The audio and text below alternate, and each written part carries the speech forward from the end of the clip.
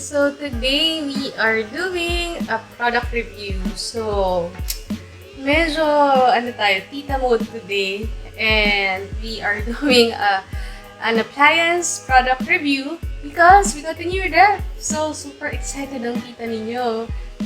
My mom decided to buy us a new ref because 20 years na sa amin yung luma namin, which is Panasonic. So kung gusto niyo ng matibay na appliance, subok namin yung Panasonic. Yun nga lang kasi this day, syempre, yung mga appliances, hindi sila kasing tibay as before.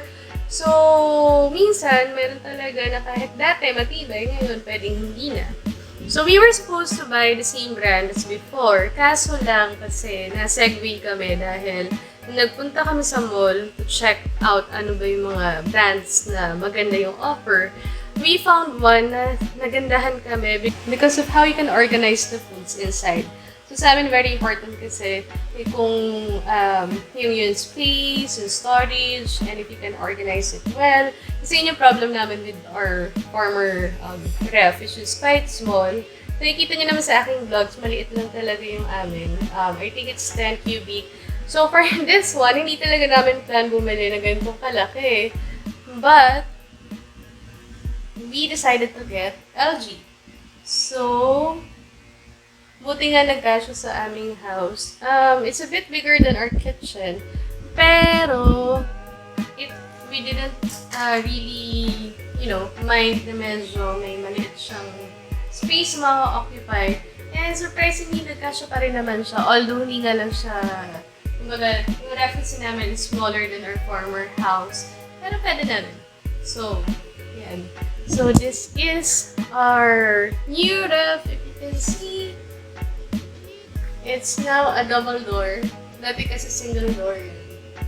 So, since marami kaming mga drinks, foods, frozen foods, and kung gusto nyo ng siopaw, may mga cats kami dito, we can turn them into siopaws. So, joke lang yun, guys. Hindi totoo yun. Natakot nga yata yung cats ko na nagbibiro lang kami ng friend ko. So, biro-biroan lang yun, ha? Hindi kami gumagawa ng siopaw at nagawa sa pusa.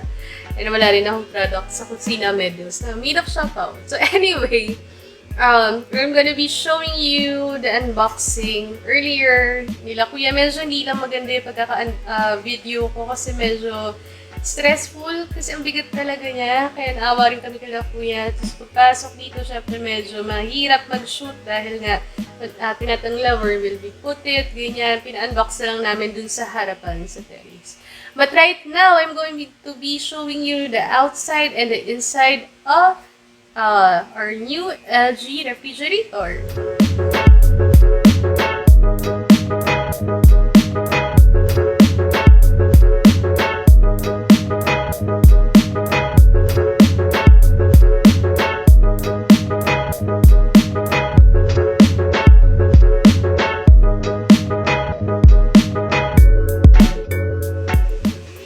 So this is one of their new models, and ayan siya. It has an inverter linear compressor feature with 10-year warranty.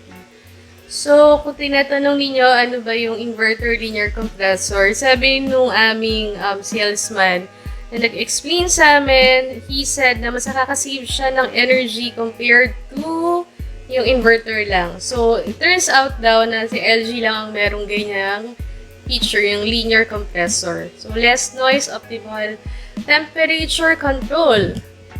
And it has this feature where you can install your app so you can control it via your phone. Yung fridge, freezer, the Wi-Fi, express freeze, and unlock. And then, extra function, hindi ko pa alam kung ano yan. So, we got this from Western Appliances. And ito siya. Pakita ko yung buo. Color is dark gray. Medyo ano lang siya, excess dito na konti, pero that's okay. So, kung before, single door lang yung amin, which is nasa taas and nasa baba lang yung freezer. This time around, it has one side for the ref, and then the other side is your freezer. So, mas malaki siya. So, nandiyan na lahat. I'm gonna be showing you first this side.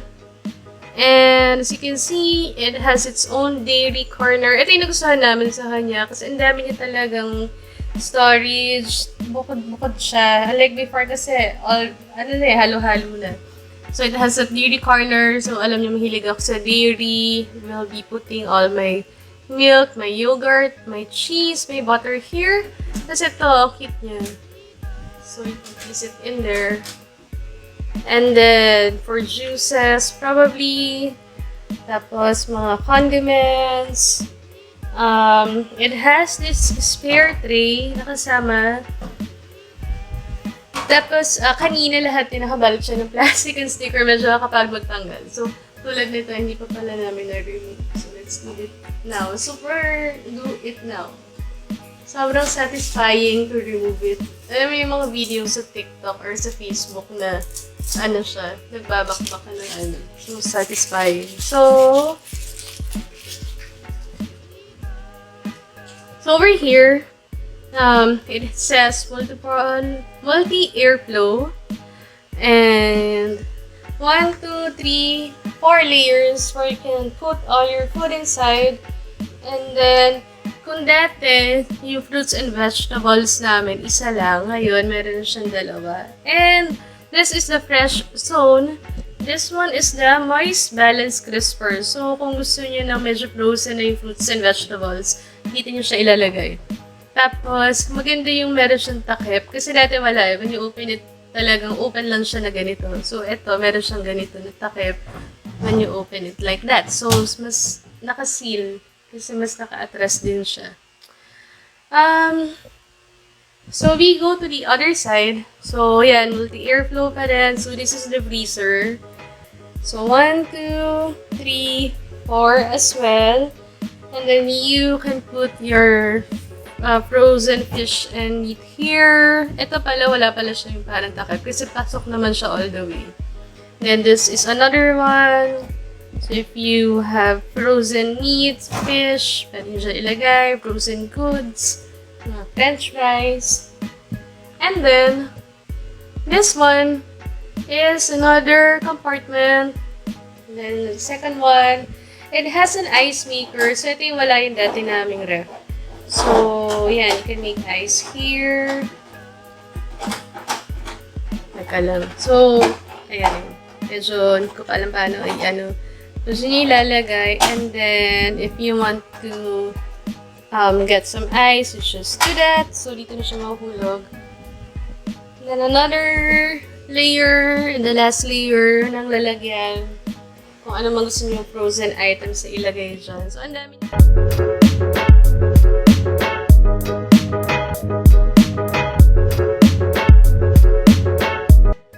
We got this sa Western Union. At first, we checked out SM, Appliance Center, and then we decided to check out Lazada, kung ano yung may sale nila. And then, my mom saw sa Western Union, which we've tried before, pero sa camera and washing machine lang. So, since meron sa Trinoma ng branch ni Western Union, we decided to check it out. And it so happens that cheaper siya. I'm gonna just put here the prices for comparison. And then, customer service-wise, buti naman yung customer service nilang dalawa. Yun nga lang kasi nag-offer sa amin sa Western Union ng mas mababang rate. So, syempre, sayang din yung matitipid namin. Kasi parang around 200 plus din yung difference. So, sayang din yung kahit 200 plus lang. Tapos, may shipping fee, which is 500 plus. And, maasikaso sila. Tapos, they explain very well ano yung features nito. Kasi, meron silang display na isa pa na ref din. So, mas mura yan. Pero, ito kasi talaga yung mas gusto ng mom ko. So, shout out to the salesman that we talked to sa Western Union. So, try now, I'm gonna put their names here. If you need some appliances and you're looking for kahit hindi ref, check out their store and sila na yung hanapin ninyo. This is in Trinoma ground floor. So this is not sponsored, guys, but we have a good experience with them. Tapos ito palang ref na ito is 10-year warranty. Tapos pwede kayo magpa-add na additional warranty para ma-extend siya. Or meron silang mga other promos right now going on. So, if you go there right now, na-avail niyo pa siya. And, shout out also dun sa mga nag-deliver niyo namin nakuha yung names ng staff ng Western Union. What I like about their delivery service is that they text you in the morning pa lang na they are arriving. It took them 2 to 3 days lang to deliver. So, today is Saturday. We went to the mall ng Thursday. So, mabilis naman siya. Tapos, they texted also when they were already on the way here sa bahay namin. Since, at least, nanonotify kayo if they're coming already. Kasi minsan, di ba, hassle, pag hintay ko na hintay, hindi pa rin dumarating. So, yan, kaya nung dineliver nila, na-expect na namin what time they are arriving. Yun nga lang guys, syempre, hindi nila masasabi rin sa inyo agad if meron siyang, ang tawag dito, yung exact time of arrival. Pero at least they text you kung ano yung time mismo ng punta nila. Kung baga yung papunta na sila, they already will let you know. Hindi kayo maghihintay hanggang hapon. Hala, nasa na sila. So, hindi na rin kami nag-follow up. So, it's very fast, very convenient. Tapos, medyo naaawa lang din kami kanina ang bigat kasi nito. 200 daw to pounds ba? Baka tama ba yun? Dalawa lang, tas isang driver. So, nahirapan sila ipasok kasi yung house namin is all the way at the back. So, yung mga dinaanan medyo tricky. Tapos, may parts sa parang papasok ba? Pero, nagkasya naman siya. So, shout out doon sa nag-deliver. Hindi ko na nakuha yung names niyo, pero I hope that you see this vlog. Grabe yung effort. So, guys, if magpapadeliver kayo, make sure that you always have drinks or food for them.